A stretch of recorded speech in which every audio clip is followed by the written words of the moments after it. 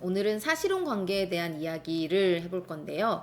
사실혼 관계는 두 사람 사이에 혼인을 하겠다는 의사가 있고 또 객관적으로도 부부의 공동 생활이라고 볼 수 있을 만한 실체가 있어야 됩니다. 그러니까 이제 구분을 해야 되는 것이 단순히 동거라고 볼 수 있을 것인지 아니면은 결혼을 한 것과 같은 정도의 관계, 사실혼 관계라고 볼 수 있을 것인지 이제 이 구분이거든요. 사실혼 관계가 중요한 것은 두 사람이 사실혼 관계에 있다가 뭐 한 사람이 부정행위를 했다면은 그 사람한테 위자료 청구를 할 수도 있고요. 사실혼 관계가 파기가 되었을 경우에 재산분할 청구를 할 수도 있습니다. 실제 사실혼 관계에 있던 분들이 소송을 제기하시는 분들이 종종 있거든요. 근데 이분들 같은 경우에는 가장 먼저 입증을 해야 되는 것이 우리 두 사람이 사실혼 관계에 있었다라는 것입니다. 그래서 오늘은 이 사실혼 관계를 인정받기 위해서는 어떤 사정들이 있고 또 어떤 증거들을 제출해야 되는지에 대해서 이야기해 보려고 합니다. 우선 결혼식은 했는데 혼인신고를 하지 않은 이제 커플들이 있잖아요. 우리나라 같은 경우에는 혼인신고를 해야만 이제 법률혼으로 인정을 해주기 때문에 이분들도 사실혼 관계에 있다라고 볼 수 있습니다. 물론 결혼식을 했다라고 하는 것은 당연히 이제 혼인의 의사를 가지고 식을 한 거기 때문에 결혼식을 했다라는 것만 증명을 하면은 두 사람이 사실혼 관계에 있다라는 것은 당연히 입증이 되겠죠.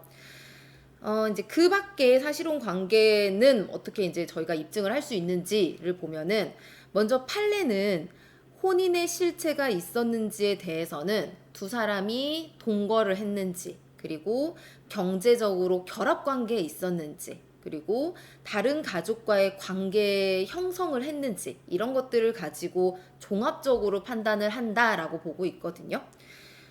저희가 이제 실무를 해보면은 사실혼 관계에 있었다는 것을 증명을 할 때, 서로 동거했다는 것을 입증하기 위해서 이제 초본을 제출을 하기도 하고, 뭐 같이 주소 이전을 하지 않은 상황에서는 뭐 우편물이나 이런 것들을 제출을 하기도 하고요. 또 대외적으로 서로를 어떻게 소개하였는지, 단순히 뭐 사귀는 뭐 남자친구 여자친구라고 소개를 했는지, 아니면은 뭐 내 배우자다, 뭐 남편이다, 아내다 이렇게 소개를 했는지에 대해서는 달라질 수 있겠죠. 그리고 서로의 가족들과 이제 여행을 간다거나, 시댁 쪽의 사람들과 함께 여행을 간다거나, 뭐 이제 여자 쪽의 가족들과 함께 여행을 간다거나 하는 사정들, 그리고 뭐 다른 가족들의 뭐 결혼식, 장례식을 함께 참여를 한다거나, 또 가족들끼리의 호칭 또 하나의 정황이 될 수 있거든요. 이제 여자 쪽에서 남자 쪽의 부모님께 뭐 아버님, 어머님이라고 부른다거나, 남자 쪽이 뭐 반대로 장모님, 장인어른이라고 부른다거나, 혹은 뭐 처제, 처형 이렇게 부르는 경우들도 가족이 되겠다라는 의사에 의한 것이기 때문에 이런 것들도 모두 하나의 정황 증거가 될 수 있습니다. 또 많이 제출하는 증거 중에는 가족 채팅방이 있어요. 이 남자 쪽 가족들끼리 들어가 있는 채팅방에 저도 같이 들어가 있는 경우에는 또 어떤 사실혼 관계를 유지하고 있는 것으로 볼 수도 있겠죠.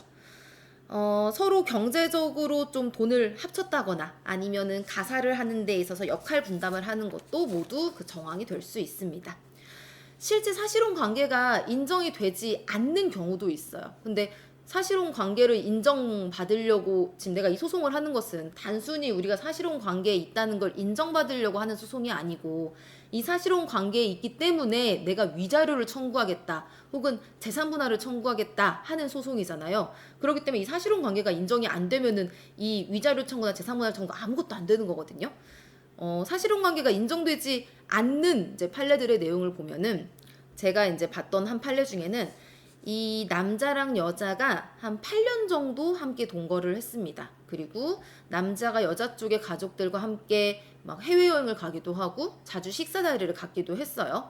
또 여자의 동생한테 처제라고 부르기도 했습니다. 그러니까 이제 이런 사정들을 여자 쪽에서 주장을 하면서 우리는 사실혼 관계에 있었다라고 주장을 했는데, 법원에서는 뭐라고 판단을 했냐면은 서로 명절을 함께 보내지 않았고, 또 남자의 부친 제사에 여자가 참석하지 않은 사정들로 봤을 때 서로 가족관계로 평가할 만한 어떤 유대감이 형성이 된 것은 아니다라고 보았습니다.